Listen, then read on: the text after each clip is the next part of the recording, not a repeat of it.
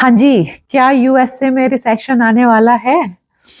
Mister Trump जो है एक स्टेटमेंट इशू कर देते हैं, किसी इंटरव्यू में एक कोई चीज बोल देते हैं और पूरी दुनिया में खलबली मच जाती है। All over the world news में, मीडिया में सिर्फ उस एक स्टेटमेंट को लेके बातें होती हैं और लोग एनालिसिस कर लेते हैं पूरी आगे पीछे जो है क्या हो रहा है यूएस में, क्यों हो रहा है। मैं आपको यहाँ यूएस में बैठे आसपास के लोग, हम लोग क्या बात कर रहे हैं वो पर्सपेक्टिव के साथ जो है ये व्लॉग बना रही हूँ। तो ये शुरुआत कहाँ से हुई वो आप सबको पता है कि एक इंटरव्यू में एक रिपोर्टर ने मिस्टर ट्रम्प से पूछ लिया कि क्या यूएसए में रिसेशन आने वाला है, एंड उनका रिप्लाई था कि आई हेट टू प्रिडिक्ट, कि ये यूएसए का एक ट्रांजिशन पीरियड है, लेकिन उनका मेन एजेंडा यही है कि वो अमेरिका में बहुत सारा पैसा लाना चाहते हैं, विच मेक सेंस। लेकिन पूरी दुनिया को ये प्रॉब्लम है कि उन्होंने हाँ या ना में जवाब क्यों नहीं दिया कि आई हेट टू प्रिडिक्ट, ना हाँ किया ना किया। अरे भाई, अगर वो ना कर देते तो हम लोग यहाँ बैठ के बात कर रहे होते, या पूरी दुनिया में जो 2 दिन से इस मुद्दे पे बात चल रही है तो कोई बात कर रहा होता। The fact is mister Trump likes to be in news.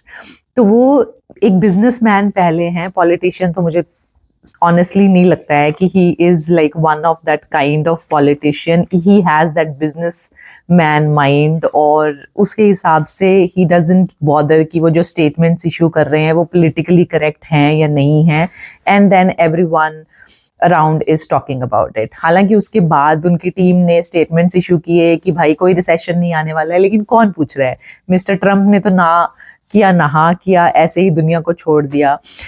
तो और बहुत सारे लोग जो इस न्यूज़ को कवर कर रहे हैं, दे आर टॉकिंग अबाउट कि मंडे को जो स्टॉक मार्केट का क्रैश हुआ उसकी वजह से ये सब हो रहा है। लेकिन we being in USA know कि ये सिर्फ मंडे का एक स्टॉक मार्केट का क्रैश नहीं है, उसके पहले बहुत सारी ऐसी चीज़ें हुई हैं जिसकी वजह से ये रिसेशन की बातें हो रही हैं।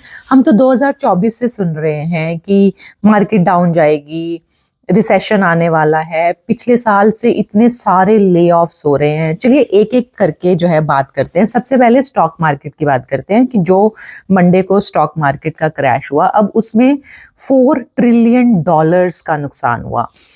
अगर इंडियन करेंसी में ले लिया जाए तो 4 लाख करोड़ रुपए। तो इट्स अ ह्यूज लॉस। लेकिन स्टॉक मार्केट का क्रैश ये पहली बार नहीं हुआ है। लोगों को इतना ज्यादा इसलिए लग रहा है बिकॉज ट्रम्प जो है वो उन आने से पहले, लाइक वो इवन प्रेसिडेंट बने भी नहीं थे, स्टॉक मार्केट जो है बूम करनी हो गई थी। तो वो अपने इलेक्शन स्पीचेस में यही बताते थे कि लोगों को लगता है कि मैं प्रेसिडेंट बनने वाला हूँ, इसलिए देखो स्टॉक मार्केट जो है इतनी हाई जा रही है, और वो जा भी रही थी। तो अगर 2-3 महीने जो है स्टॉक मार्केट बहुत ज्यादा गेन्स करेगी तो एक पॉइंट पे आके एक बड़ा क्रैश भी होने की संभावना होती है। हालांकि मंडे को जो है बहुत ज़्यादा बड़ा क्रैश हो गया, बहुत ज़्यादा लॉसेस हो गए। डिटेलिंग्स में तो नहीं जाते हैं, लेकिन मेजर सी जो चीज़ें हैं, डो जोन्स जो यहाँ पे है यूएस में 900 पॉइंट्स गिर गया। फिर एक नैस्डैक का स्टॉक है, उसका वर्स्ट डे था सितंबर 2022 से लेके। फिर यहाँ पे टॉप 500 कंपनीज का एक म्यूचुअल फंड चलता है S&P 500, वो भी 2.7% जो है मंडे को नीचे गिरा। हर बड़ी कंपनी का जो शेयर है, मेटा हो, फेसबुक जो है, या फिर एप्पल हो, हर बड़ी कंपनी का शेयर जो है मंडे को गिरा। इसलिए पूरी स्टॉक मार्केट जो है नेगेटिव में चल रही थी। सबसे बड़ा तो टेस्ला वालों को झटका लगा है, 15% टेस्ला का स्टॉक गिरा। अब लेकिन टेस्ला का स्टॉक 4 महीने पहले का अगर आप प्राइस ले लें तो 200 समथिंग पे चल रहा था, लेकिन अब रिसेंटली टेस्ला का जो स्टॉक है वो $500 का एक स्टॉक हो गया था। मिस्टर ट्रम्प के प्रेसिडेंट बनने के बाद फिर इलॉन मस्क का इतना इन्वॉल्वमेंट हमें दिखाई दे रहा था, तो टेस्ला बहुत ज़्यादा उसने खींचा भी था स्टॉक, बट फिर अचानक से जो है 2 दिन पहले वो $230 का स्टॉक रह गया। बाय द वे, आज मिस्टर ट्रम्प ने $80,000 की जो है टेस्ला खरीद ली है, और फिर आज टेस्ला का स्टॉक जो है थोड़ा सा और इंक्रीज हुआ। अब सिर्फ यूएसए की स्टॉक मार्केट नहीं गिरी थी, बहुत सारी और एशियन कंट्रीज की भी स्टॉक मार्केट गिरी थी। आई थिंक यूरोपियन में भी कुछ कुछ इम्पैक्ट हुआ था, लेकिन फॉर्चुनेटली इंडिया की स्टॉक मार्केट ने रिकवर कर लिया। बट मैं यहाँ पे एकदम स्टॉक मार्केट के डिटेल्स आपको नहीं बता रही हूँ। मेरा मेन पर्सपेक्टिव यहाँ पे ये है कि सिर्फ मंडे को जो वो स्टॉक मार्केट गिरी उसी की वजह से ही ये रिसेशन की बातें नहीं हो रही हैं। इकोनॉमिस्ट जो हैं बहुत पहले से अपने प्रेडिक्शंस कर रहे हैं, ट्रेंड्स को एनालाइज कर रहे हैं और उसके हिसाब से ये चीज़ चल रही है। फॉर एग्जाम्पल कि अगर इकोनॉमिस्ट की मानी जाए तो वो 2.4% ग्रोथ देख रहे थे, जीडीपी ग्रोथ। सबसे पहले समझते हैं रिसेशन क्या है। रिसेशन ये है कि एक कंट्री की जीडीपी ग्रोथ जो है जब इंक्रीज करती है तो दैट इज लाइक कंपनी की इकोनॉमी अच्छी चल रही है, और वही ग्रोथ जो है अगर कॉन्ट्रैक्ट कर जाती है या कम होती है तो इंक्रीज इज इकोनॉमी अच्छी है, डिक्रीज माने रिसेशन का नाम दे देते हैं। तो जहाँ पे वो 2.4% की इंक्रीज एक्सपेक्ट कर रहे थे, उनको ये Q1 के रिजल्ट्स, Q1 माने जनवरी से लेके मार्च 2025, ये Q1 में उन्हें वो 2.3% कॉन्ट्रैक्ट होती हुई दिखी, मतलब 2.3% डिक्रीज होती हुई दिखी। इसलिए they are worrying about recession. तो 2024 से जैसे मैंने कहा कि हम लोग सुन रहे हैं कि रिसेशन आएगा, तो जो प्रिडिक्शन थी 2024 में वो ये थी कि 15% चांसेस हैं या 17% चांसेस है रिसेशन आने के, लेकिन ये Q1 आते आते तक वो प्रिडिक्शन जो है 17% से 40% पे चली गई कि 40% इकोनॉमिस्ट थिंक कि 40% चांसेस हैं कि यूएसए में रिसेशन आएगा।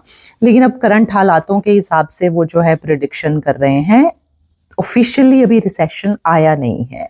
दूसरी जो कहानी हुई ये स्टॉक मार्केट के पहले भी कि बाइडेन के टाइम पे बहुत सारे लेऑफ्स शुरू हो गए थे। तो मिस्टर ट्रम्प जो है वो अपने इलेक्शन स्पीचेस में कहा करते थे कि देखो जी, बाइडेन की गवर्नमेंट में इतना इन्फ्लेशन है, इतना अनएम्प्लॉयमेंट है, तो मिस्टर ट्रम्प की गवर्नमेंट में नहीं होगा, या वो इन्फ्लेशन और अनएम्प्लॉयमेंट को इम्प्रूव करेंगे। पर 20 जनवरी को मिस्टर ट्रम्प ने ओथ ली, और फेब्रवरी का जो जॉब डेटा है, यहाँ हर महीने जो है एक जॉब डेटा आता है विच टेल्स यू कि इतनी जॉब्स निकली हैं इस महीने, क्या अनएम्प्लॉयमेंट रेट है। तो जो फेब्रवरी का जॉब डेटा आया उस डेटा के हिसाब से बहुत कम जॉब्स जो हैं फेब्रवरी में निकाली गई।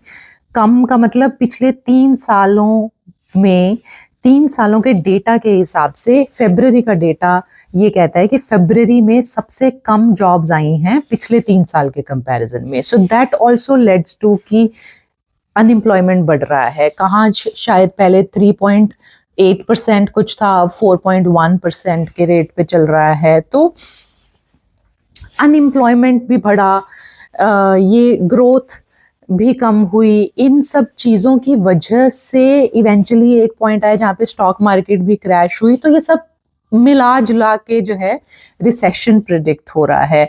एंड वन मोर थिंग जो इन सब चीज़ों में कंट्रीब्यूट कर रही है वो है ट्रेड टैरिफ पे मिस्टर ट्रम्प के स्टेटमेंट्स।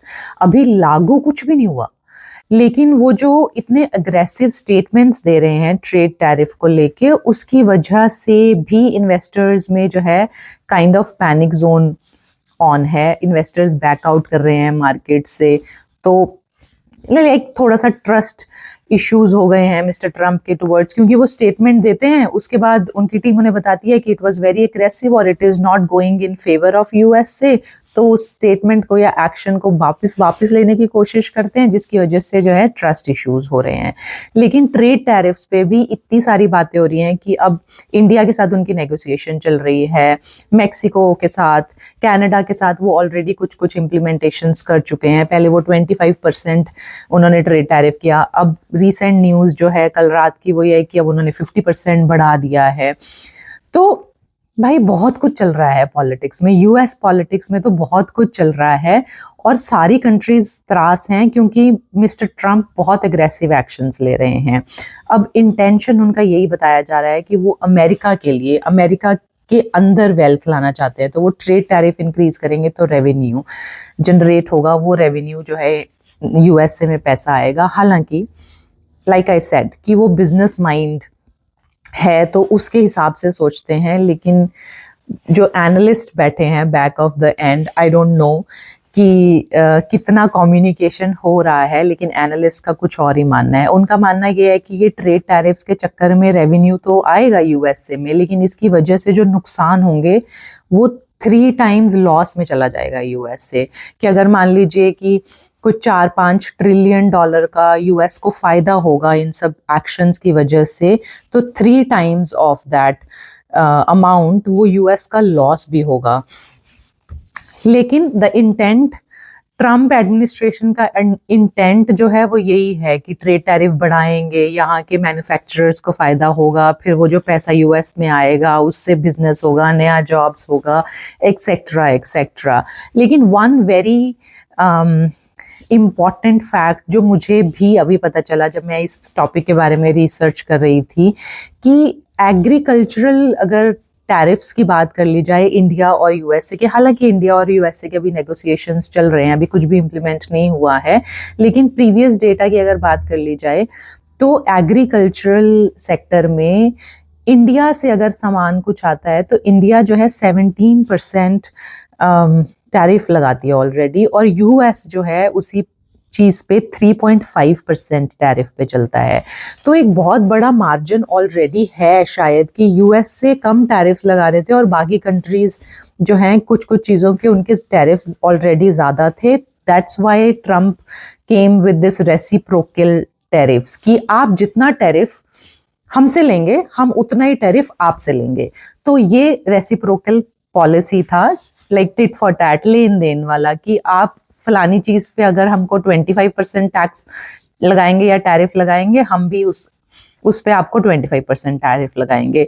लेकिन अब बाकी सारी कंट्रीज़ को प्रॉब्लम हो रही है इससे। अब डिटेलिंग्स तो मुझे भी नहीं मालूम है कि कौन से प्रोडक्ट पे पर्टिकुलरली कितना टैरिफ लगता है, लेकिन many defenders here are saying कि ट्रम्प की जो ये टैरिफ वाली पॉलिसी है या इंटेंट है, ये उतनी गलत नहीं है जितनी हाईलाइट की जा रही है। बाकी तो भाई गॉड नोज। लेकिन unemployment, GDP growth, trade tariff and then this stock market, all this led to कि एक रिसेशन को लेके इतना ज़्यादा यूएसए में बात हो रही है, यू नो, इतना ज़्यादा लोग एक पैनिक मोड में जा रहे हैं कि हो सकता है कि यूएसए में जो है हमें रिसेशन देखने को मिले। अब इम्पैक्ट क्या होगा? ले ऑफ्स तो ऑलरेडी हो रहे हैं, जैसे मैंने आपको बताया कि बाइडेन की गवर्नमेंट में भी ले ऑफ्स हो रहे थे, लेकिन प्राइवेट सेक्टर में हो रहे थे। ट्रम्प एडमिनिस्ट्रेशन के आने के बाद फेडरल सेक्टर में, फेडरल माने गवर्नमेंट सेक्टर में, तो गवर्नमेंट कंपनीज में भी ऑडिट्स होने लगे। और ये ऑडिट्स कौन कंडक्ट कर रहा है? डॉज, जो कि है इलॉन मस्क के अंडर। तो डॉज ऑडिट्स में अब कुछ कुछ सोर्सेज से हमें पता चला है कि उन ऑडिट्स में एक्चुअली बहुत बारीकियों से हर चीज़ का ऑडिट हो रहा है। फॉर एग्जांपल कि जैसे हम लोग कुछ टूल्स का लाइसेंस यूज़ करते हैं, राइट, पाइथन का है या अडोब के लाइसेंसेस हैं या और बहुत सारी चीज़ों के लाइसेंसेस हम यूज़ करते हैं। तो वो ऑडिट ऐसे हो रहा है कि हर इंसान का जॉब फंक्शन क्या है, उसे उस लाइसेंस की ज़रूरत है या नहीं है। यूएस में क्या होता है, जब भी हम जॉब ज्वाइन करते हैं वो टीम मेंबर का ये नहीं देखा जाता है कि ये टीम मेंबर ये जॉब फंक्शन कर रहा है तो इसे वो लाइसेंस दिया जाएगा, नहीं दिया जाएगा। It is a licence common for all the team members कि अगर 5 टीम मेंबर्स हैं, 4 वो लाइसेंस यूज़ कर रहे हैं, नया आएगा तो उसे बाय डिफ़ॉल्ट वो लाइसेंस मिल जाएगा, इर्रिस्पेक्टिव कि उसके जॉब फंक्शन का वो पार्ट है या नहीं है। तो इतनी छोटी छोटी बारीकियों में भी ऑडिट चल रहे हैं। क्यों चल रहे हैं? क्योंकि मिस्टर मस्क का ये एक टारगेट है कि उनको ये जॉब सेक्टर वाले एरिया में से ही $1 ट्रिलियन जो है इस साल सेव करना है एक्सपेंसेस में, so that he can prove. तो जो हमने टेस्ला की बातें सुनी कि भाई वो 8 घंटे का पेमेंट करेंगे, लेकिन वो चाहते हैं ऐसे एम्प्लॉयज़ जो 18-18 घंटे काम करें। तो बहुत सारे ले ऑफ्स जो ट्रम्प एडमिनिस्ट्रेशन के बाद हुए हैं गवर्नमेंट सेक्टर में स्पेशली, वो इन ऑडिट्स की वजह से हुए हैं। वो इट्स लाइक जो वर्क लाइफ बैलेंस की यूएसए में बहुत ज़्यादा, मतलब यहाँ पे work life balance actually commendable है इंडिया के कंपैरिजन में या किसी और कंट्री के कंपैरिजन में। मैंने हर कंट्री में तो नहीं देखा है, मुझे जर्मनी का पता है, वहाँ पे भी वर्क लाइफ बैलेंस बहुत अच्छा है, लेकिन इंडिया के कंपैरिजन में जर्मनी और यूएसए में work life balance is actually commendable. But अब उस चीज़ को भी अंडर इलॉन मस्क जो है, जहाँ पे उनका कंट्रोल हो सकता है, वहाँ पे दे आर सेइंग कि वर्क लाइफ बैलेंस को छोड़िए, ज़्यादा घंटे काम कीजिए and be more productive, come man power. Another thing ये हो रही है कि अगर मैन पावर की ज़रूरत भी है तो ये परमानेंट एम्प्लॉयज़ को तो ले ऑफ कर रहे हैं, उनको तो नौकरी से निकाल रहे हैं, लेकिन कॉन्ट्रैक्ट पे रख रहे हैं। वो इसलिए क्योंकि यूएस में जो है एक परमानेंट एम्प्लॉई को बहुत सारे बेनिफिट्स देने पड़ते हैं, तो वहाँ से भी कॉस्ट कटिंग हो रही है। लेकिन एजेंडा ये है कि ये पूरे सेक्टर में से जो है $1 ट्रिलियन बचा लिया जाए। खैर, कारण तो बहुत सारे हैं जिसकी वजह से रिसेशन की बातें हो रही हैं, लेकिन अभी तक जॉब मार्केट खराब है वहाँ बाहर, बट अभी इतना बड़ा इम्पैक्ट नहीं हुआ है जितना बड़ा हमें न्यूज़ में जो है बातें सुनने मिल रही हैं। हाँ, अगर ये transition phase, what according to Trump is थोड़ा सा पेनफुल है, ये ट्रांजिशन फेज लोगों के लिए, अगर ये लंबा चला तो बहुत बड़ा इम्पैक्ट होगा। यूएस से इकोनॉमी पे भी बहुत बड़ा इम्पैक्ट होगा, यहाँ के लोगों पे भी बहुत बड़ा इम्पैक्ट होगा, और बहुत सारी और कंट्रीज पे भी इम्पैक्ट होगा। यहाँ के लोगों पे कैसे इम्पैक्ट होगा? इन्फ्लेशन बढ़ेगा, महंगाई बढ़ेगी, तो चीज़ें बाहर महंगी हो जाएंगी, अनएम्प्लॉयमेंट ऑलरेडी बढ़ रहा है, तो अगर जॉब्स नहीं होंगी, पैसे कम होंगे, इन्फ्लेशन बाहर, महंगाई बढ़ जाएगी, तो लोग तो त्रास होंगे ही होंगे। बाकी कंट्रीज पे कैसे इम्पैक्ट होगा? अब अगर इंडिया की बात कर ली जाए तो इंडिया का आईटी सेक्टर जो है, 70% ऑफ द आईटी सेक्टर वो जो है यूएसए के क्लाइंट्स, यूएसए के प्रोडक्ट्स, यूएसए के प्रोजेक्ट्स, आईटी सेक्टर तो सारा इसी पे बेस्ड है। आई थिंक और 2 सेक्टर्स की जो बात हो रही है वो ऑटोमोबाइल सेक्टर की बात हो रही है और फार्मा इंडस्ट्री की बात हो रही है, जो यूएस पे ज़्यादा डिपेंडेंट है। तो अगर यहाँ पे रिसेशन आया तो वो सारे सेक्टर्स जो हैं वो इम्पैक्ट हो जाएंगे। तो बाकी कंट्रीज जो जहाँ यूएसए से प्रोजेक्ट्स आउटसोर्स होते हैं वहाँ भी इम्पैक्ट होगा। तो इसका इम्पैक्ट तो बहुत बड़ा है, और देयर इज़ अ प्रेडिक्शन कि ऑलरेडी इतने सारे ले ऑफ्स हुए हैं, लेकिन आने वाले समय में भी और ले ऑफ्स होंगे, जिसका हमें ज़्यादा कुछ आइडिया नहीं है। But all in all I can say is कि जो इंटेंट है ये सब करने के पीछे मिस्टर ट्रम्प और उनके एडमिनिस्ट्रेशन का, वो ये है कि वो यूएसए की इकोनॉमी को स्ट्रॉन्ग करना चाहते हैं, ज़्यादा पैसा लाना चाहते हैं। हालांकि इकोनॉमिस्ट्स को जो है ये एक्शंस बहुत अग्रेसिव लग रहे हैं, एंड दे वरी अबाउट कि इसके नेगेटिव कॉन्सिक्वेंसेस होंगे सारे ट्रेड एनालिस्ट को। पीछे बहुत सारे लोग जो हैं इवैल्यूएशंस कर रहे हैं, एनालिसिस कर रहे हैं, और उसके अकॉर्डिंग मिस्टर ट्रम्प जो हैं बैकआउट करते भी रहते हैं, ऐसी बात नहीं है, लेकिन वो बैकआउट की वजह से उनको लोग ट्रस्ट नहीं कर पा रहे हैं, कंट्रीज़ के डिप्लोमेट्स उनको ट्रस्ट नहीं कर पा रहे हैं, वो एक मेजर रीज़न है। बट इन जनरल अगर आप उनके कितने भी इंटरव्यू सुन लीजिए, बेशक लोग इम्पैक्ट हो रहे हैं, बेशक कंट्रीज इम्पैक्ट हो रही हैं, लेकिन उनका बिजनेस माइंड जो है एक ही डायरेक्शन में चल रहा है कि अमेरिका में पैसा कैसे लाया जाए और अमेरिका को डेट फ्री कैसे किया जाए। तो आई वुड से कि इंटेंशन गलत नहीं है, लेकिन क्योंकि he is not a politician more but a businessman more, तो और